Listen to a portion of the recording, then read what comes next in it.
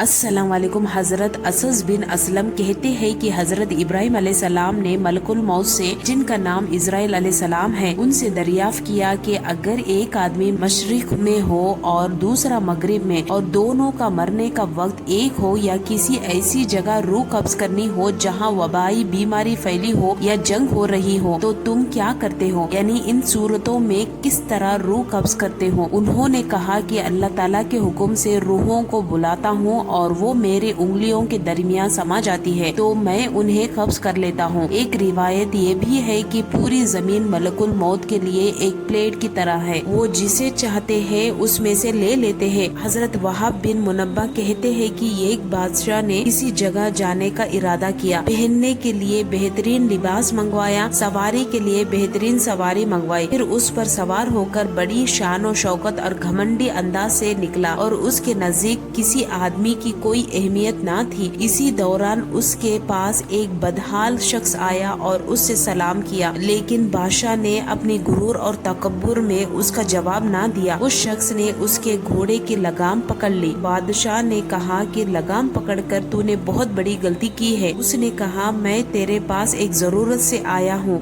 बादशाह ने कहा, मेरे उतरने का इंतजार करो। उसने कहा कि नहीं, इसी वक्त का काम है। ये कहकर उसने लगाम को जोर से झटका दिया। बादशाह ने कहा कि ठीक है, अपनी जरूरत बयान करो। उस शख्स ने कहा कि ये एक राज की बात है। बादशाह ने अपना चेहरा उसके करीब किया, उसके कान में सरगोशी की, मैं मलकुल मौत हूँ, तेरी रूह कब्ज करने आया हूँ। ये सुनकर बादशाह का रंग तब्दील हो गया और जुबान लड़खड़ाने लगी और कहने लगा, बस मुझे इतनी मोहलत दे के मैं घर वापस जाऊँ और अपनी कुछ जरूरत पूरी कर लूँ और अपनी अहलो आयाल को अलविदा कह लो। मलकुल मौत ने कहा, अब इसकी इजाजत नहीं, अब तू कभी अपने घर वालों को और अपने माल दौलत को नहीं देख सकेगा। ये कहकर मलकुल मौत ने उसकी रूह को कब्ज कर ली और वो सवारी से किसी बेजान लकड़ी की तरह जमीन पर गिर पड़ा। हजरत अमास से रिवायत है कि मलकुल मौत हजरत सुलेमान अलैहिस्सलाम की मजलिस में आए और उनके साथियों में से एक शख्स को घूरने लगे। जब मजलिस बर्खास्त हुई तो उस शख्स ने हजरत सुलेमान अलैहिस्सलाम से पूछा, ये कौन थे जो मुझे इस तरह घूर रहे थे। हजरत सुलेमान अलैहिस्सलाम ने जवाब दिया, ये मलकुल मौत थे। ये बात सुनकर वो शख्स बेहद घबरा गया और कहने लगा, शायद वो मेरी रूह कब्ज करना चाहते हैं। हजरत सुलेमान अलैहिस्सलाम ने उसे दरियाफ्त किया, तुम क्या चाहते हो। उस शख्स ने जवाब दिया, मैं चाहता हूँ कि आप उनसे मुझे बचाएं और हवाओं को हुक्म दे दे कि वो मुझे उड़ाकर कहीं दूर ले जाए। आपने ऐसा ही किया। थोड़ी देर के बाद मलकुल मौत दोबारा मजलिस में हाजिर हुए। हजरत सुलेमान अलैहिस्सलाम ने उनसे पूछा, तुम मेरे फला साथी को क्यों घूर रहे थे। मलकुल मौत ने कहा, मुझे उस शख्स को आपकी मजलिस में देखकर हैरत हो रही थी, क्योंकि अल्लाह सुब्हानहू तआला से मुझे उस शख्स को हिंद के फला इलाके में रूह कब्ज करने का हुक्म मिला था, मगर वो आपकी मजलिस में था। मगर जब मैं उस इलाके में पहुंचा तो वो वहाँ मौजूद था जहाँ मैंने उसकी रूह कब्ज कर ली। जिंदगी और मौत सिर्फ अल्लाह सुब्हानहू तआला के हाथ में है। किसी जानदार को उसकी मौत के बारे में खबर नहीं दी गई सिवाय अल्लाह के नबियों और बाज बुजुर्गों के, जिसका इनकार मुमकिन ही नहीं कि हर जानदार को मौत का मजा चखना है। हजरत अली रजी अल्लाह ताला अन्हु का मौत के बारे में फरमान है कि जब इंसान में 3 अलामतें होने लगे तो जान लो कि मौत होने वाली है। चंद दिन के अंदर वो शख्स मरने वाला है और उससे मौत आने वाली है। मुकम्मल डिटेल्स जानने के लिए आपको वीडियो को पूरा देखना होगा। हजरत इब्राहिम अलैहिस्सलाम जो कि नबियों के बाप है, हजरत यूसुफ अलैहिस्सलाम हजरत इब्राहिम अलैहिस्सलाम के पोते थे। हजरत यूसुफ अलैहिस्सलाम अल्लाह सुब्हानहू तआला के वो नबी है जिनको अल्लाह सुब्हानहू तआला ने बड़े ही हुस्न से नवाज रखा था और बड़ी ही खूबसूरती अता की थी। इतनी खूबसूरती के मिस्र की शहजादियों ने जब देखा तो उन्होंने भी अपनी उंगलियां ही काट डाली। उन्हें पता ही नहीं चला और वो यूसुफ अलैहिस्सलाम के हुस्न में इस तरह मगन हो गई कि उनकी नजरें यूसुफ अलैहिस्सलाम पर थी और उन्होंने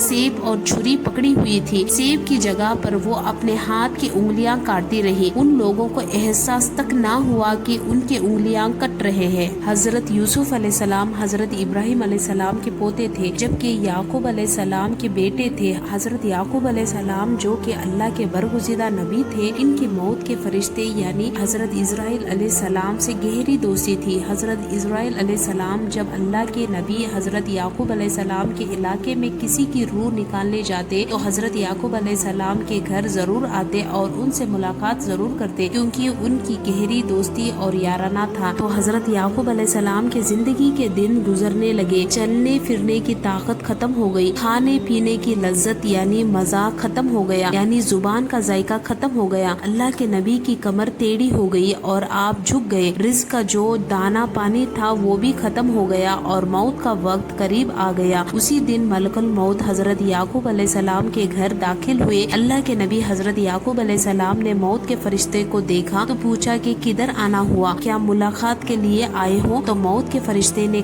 نہیں ملاقات کے لیے نہیں، بلکہ آج تو میں آپ کی روح قبض کرنے کے لیے آیا ہوں۔ یہ سنتے ہی یعقوب علیہ السلام نے کہا، میرے دوست، ہمارے درمیان یہ بات طے ہوئی تھی کہ جب تم میری روح نکالنے آنا تو مجھے پہلے بتا کر آنا، لیکن تم نے تو مجھے بتایا تک نہیں۔ تمہیں مجھے یہ وعدہ کیا تھا کہ میں آنے سے پہلے بتاؤں گا، تو آپ کو اپنا وعدہ پورا کرنا چاہیے تھا۔ تب ملک الموت نے عرض کیا کہ اے اللہ کے نبی، آپ کے ساتھ میری گہری دوستی ہے، یہ کیسے ہو سکتا ہے کہ میں آپ کے ساتھ کیا ہوا اپنا وعدہ بھول جاتا اور آپ کو نہ بتاتا؟ اے اللہ کے نبی اور میرے پیارے دوست، میں آپ کو ایک بار نہیں، دو بار نہیں، بلکہ کئی بار بتایا کہ میں آپ کی روح قبض کرنے کے لیے آنے والا ہوں، کئی بار آپ کو خبردار کرنے کے بعد ہی آپ کے پاس آیا ہوں۔ حضرت یعقوب علیہ السلام حیران ہو گئے اور پوچھا، وہ کیسے؟ تو ملک الموت علیہ السلام نے عرض کی، اے اللہ کے نبی، کیا آپ کو یاد ہے کہ آپ کے علاقے میں نے فلاں بن فلاں کی روح نکالی تھی اور اس بوڑھے انسان کی موت کے بعد اس کی تفدین بھی آپ نے اپنے ہاتھوں سے کی تھی؟ حضرت یعقوب علیہ السلام نے کہا، جی ہاں، مجھے وہ یاد ہے۔ اس کے بعد ملک الموت نے مزید کہا کہ آپ ہی کے علاقے میں نے فلاں بن ایک بچے کی روح بھی نکالی تھی، کیا آپ کو اس کے بارے میں بھی یاد ہے؟ حضرت یعقوب علیہ السلام نے فرمایا، ہاں مجھے اچھی طرح یاد ہے۔ تب موت کے فرشتے نے کہا، اے اللہ،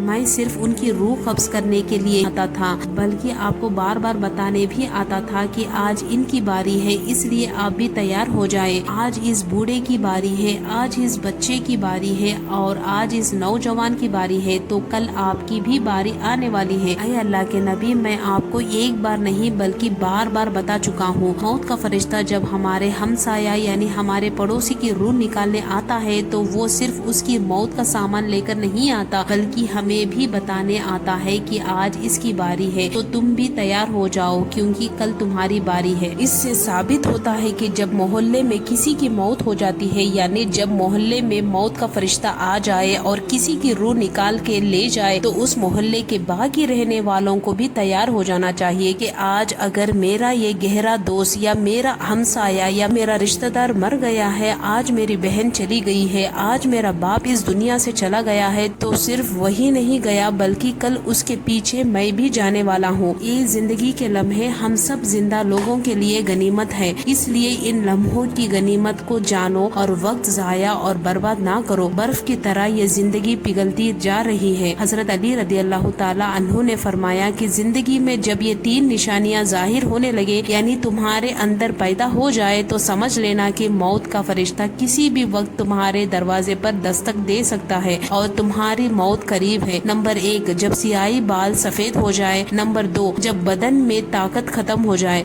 3، جب کمر جھک جائے یعنی ٹیڑھی ہو جائے، جسم میں طاقت نہ رہے، ہاتھ تو ہے لیکن اٹھانے کی طاقت نہیں، پیر تو ہے لیکن چلنے کی ہمت نہیں، کھانے پینے کا سامان تو ہے لیکن کھانے میں لذت نہیں، پیسہ تو ہے لیکن بڑھاپے کا علاج نہیں۔ جب یہ علامات ظاہر ہونے لگے تو سمجھ جانا کہ اس سے پہلے کہ موت کے ہاتھ تمہیں اپنے شکنجے میں لے لے اور ہماری روح ہمارے جسم کو چھوڑ کر اللہ کی جانب روانہ ہو جائے، ہمیں چاہیے کہ اللہ تعالیٰ کو راضی کر لے۔ اللہ سبحانہ تعالیٰ ہماری موت کی سختی کو آسان فرمائے، آمین یا رب العالمین۔ اللہ سبحانہ تعالیٰ کہنے سننے سے زیادہ عمل کرنے کی توفیق عطا فرمائے۔ ہم ملتے ہیں آپ کو اگلی ویڈیو میں، تب تک کے لیے السلام علیکم۔